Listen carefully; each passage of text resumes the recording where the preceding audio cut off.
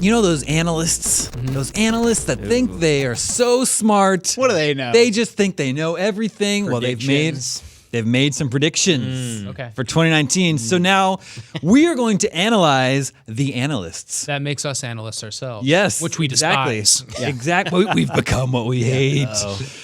These guys, it's their whole job to help fancy pants money people make smart decisions with their monies and their stocks. So let's see how we think they're doing. I've got some bunch of predictions for the year from some well-known analysts. We'll get to Michael Pachter in a second, but we won't start with Pachter him. Watch.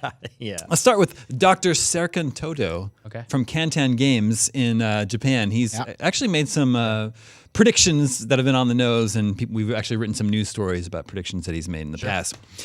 His predictions for 2019, we will see a Switch Pro, a Nintendo Switch Pro version and a Lite version. Now, this is something we've actually reported on before. I think the Wall Street Journal had a report on this last year. The Switch has battery issues. It's kind of heavy. Yeah. It's probably not the cheapest it can be. It's also the controllers can get seriously jammed and stuck on it. could be a little bit more comfortable to hold in your hands in handheld mode. You just like it? You think it's perfect?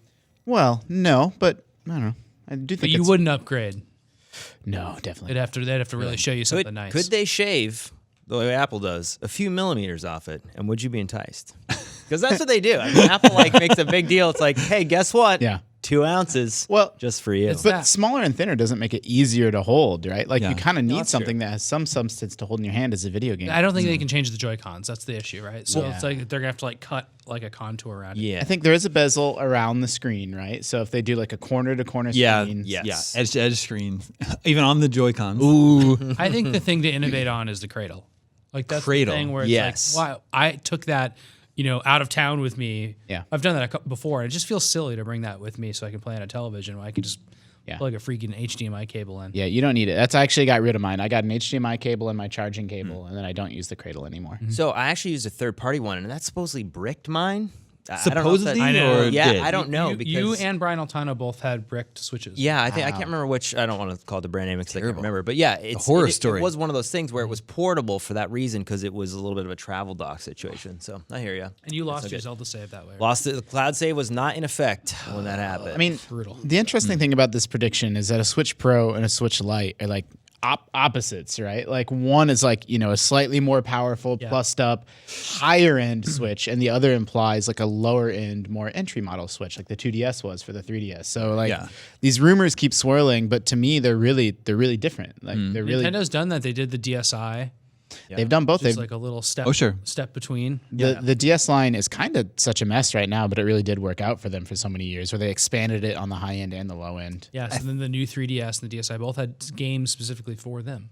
But the DSi was even after the DS Lite, right? Yeah, that was the last. First there was the Yeah, DS and the Lite. DSi actually was more powerful, whereas the Lite just had a better screen. And it was thinner. It wasn't I that love it. gigantic. It's my favorite Nintendo system. I love the DS. So contoured. And like, I don't think like the Switch also like, I don't think they can really fix this, but I don't like how it's not a clamshell system. I know they can't really fix that, but like want it to be a it kind of gets wrecked. Like you need a case for the Switch. See, I have the glass screen on mine. I have so many DSs because I have kids, and they all break. The hinges on those DSs break so many Really? They times. break Yeah, too? so the class. I get why they made that flat little DS after. I was like, okay, this eliminates that hinge that they're probably fixing. Really? every week. Yeah, That's really funny. absolutely. I think they're probably, if I were to guess, just based off of nothing, but I'm an analyst now, Well, yeah. so I can do that. Your analytic powers. I would probably guess they're more likely to do a high-end, fancier Switch rather than a low-end entry model. Well, I wonder if the current model just becomes Exactly. the low end. That's why I would predict that. Is the Switch was already $250, sometimes a little bit cheaper at like Black Friday this year. So I don't think they need to do like a cheaper Switch. The goal would be to put Red Dead Redemption 2 on it. That's the goal. I was gonna say, what would you think feature-wise you'd want the most? I think for me, battery life is still the number one thing, like over top of graphics or anything. Pretty like that. low. Yeah. I can make a. Better the It'll survive a cross-country flight for me for like 5 hours, but flying. No, through it won't. It's Oh, yeah. 3 We hours. We don't use a Just battery certain pack games. for that. No, I think it'll last. It'll last like the bulk of that flight. Okay. Yeah. Different games. But flying to Tokyo, forget about it. Yeah. You can't. I had to charge just going 3 hours on a flight. No, Same. we both flew home to Kansas. I played the S&K 40th anniversary collection with my new flip grip. Yeah. The whole flight, and it was no problem. I maybe noticed that's Mario is really demanding, but Stardew Valley is not.